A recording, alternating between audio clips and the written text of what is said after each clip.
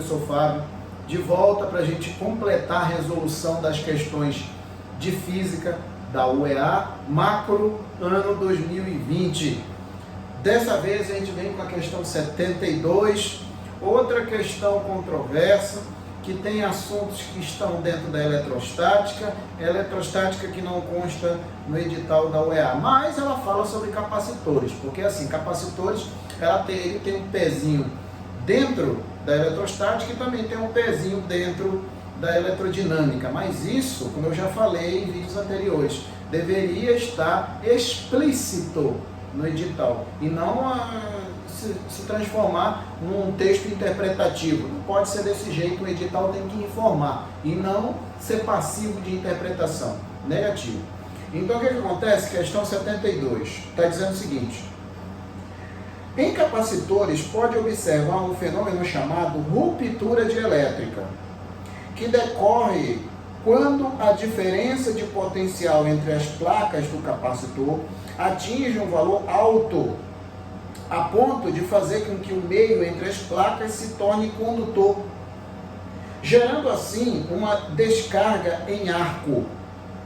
Trata-se do mesmo fenômeno que ocorre quando surge um raio entre duas nuvens eletricamente carregadas, ou entre nuvens e a Terra. Para quem já viu qualquer tipo de tempestade, já deve ter se deparado com isso.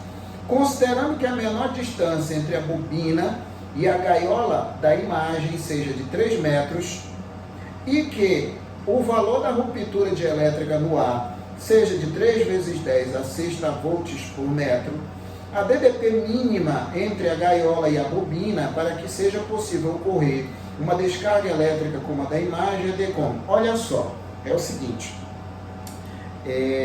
o que seria, Fábio, ruptura dielétrica? Tem duas formas de você saber. Ou você sabe realmente o que significa a ruptura dielétrica, ou você sabe ler unidade de medida. Se você for ver os dados que estão sendo dados aqui, o que é dado aqui? Primeiro, antes de a gente continuar, a questão 72 e a questão 71 se refere àquela ilustração onde eu tenho a bobina de Tesla e está tendo uma descarga numa gaiola, né, chamada gaiola de Faraday, que ela serviu para responder tanto a 71 quanto agora a 72. Então, quais são os valores que estão sendo dados? Primeiro, tem uma determinada distância, né? Uma distância D, né, que eu vou colocar aqui primeiro, D que é igual a 3 metros, né? Tem aqui 3 metros. E tem também a ruptura dielétrica. Fábio, mas me diz aí, o que seria essa ruptura dielétrica? É o que eu disse, tem duas formas de você descobrir o que é essa ruptura dielétrica. Ou você sabe o que significa ruptura dielétrica propriamente dita, ou você lê a unidade de medida. Se você for ler a unidade de medida, tem aqui volts por metro. Volts por metro, isso é um campo elétrico. Então fica aqui, ó, 3,0, 3 vezes 10 a sexta, né? Volts por metro.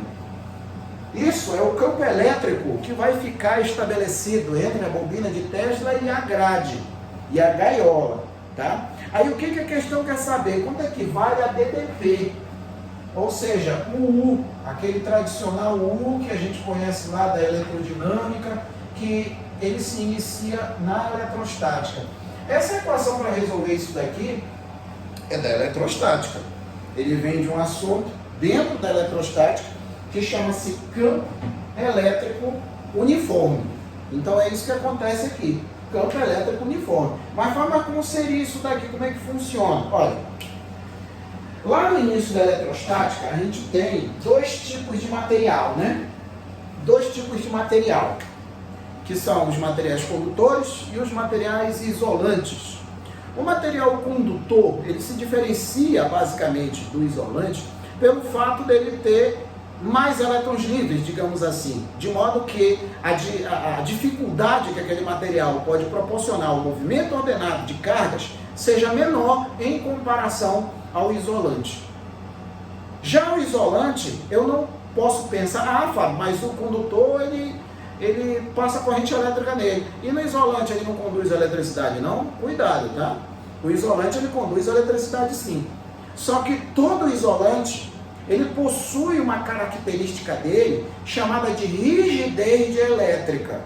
rigidez de elétrica, ruptura de elétrica, campo elétrico máximo que o isolante aguenta, a gente entende a mesma situação. Então, ruptura de elétrica, rigidez de elétrica, campo elétrico máximo que aquele condutor aguenta, são, no português claro, é tudo farinha do mesmo saco. Esse campo elétrico aqui é o campo elétrico máximo que o ar aguenta. O ar ele é um material isolante. O ar ele não é condutor, ele é isolante. Mas isso não tira o fato de ter descarga elétrica. Numa tempestade, por exemplo, tem descarga elétrica. Só que dependendo da diferença de potencial entre os elementos, se tiver uma diferença de potencial grande, suficiente, que tenha um campo elétrico que seja maior do que esse valor, o ar ele acaba se ionizando, consequentemente esse ar que antes era isolante se torna condutor e se estabelece ali uma corrente elétrica, um movimento de cargas ali. Então basicamente é isso que tem nessa questão aí. Agora, para resolver é o seguinte, isso daqui é baseado na ideia do capacitor. Se eu tenho, por exemplo, um capacitor de placas planas aqui, ó, que faz essa placa aqui da esquerda, pode fazer papel de bobina de Tesla, vamos supor, aqui. Eu tenho aqui um determinado carga, né, que eu vou chamar de carga mais Q, que está carregado com carga positiva, né, de mesmo valor da outra placa da direita, está carregado com uma carga de módulo menos Q, né, módulo menos Q não, módulo Q, né, módulo Q aqui, módulo Q aqui, o que muda aqui mesmo é somente o sinal. O campo elétrico, que é o que a questão está se referindo, quando eu levo em consideração, ele fica aqui no meio. E aí o que me acontece? Eu tenho aqui, ó, na verdade, se a gente for prestar atenção, no fundo, eu tenho um capacitor aqui, cara. Eu tenho um capacitor. O que acontece com o capacitor é a ideia que acontece aí nessa questão. A diferença é que essa placa está fazendo papel de bobina de Tesla e essa placa aqui, por exemplo, está fazendo papel de gaiola. Agora, para onde vai se mover o campo elétrico, aí depende da posição onde é que está, né? Do jeito que está aqui, ó, o campo elétrico, ele é horizontal, né?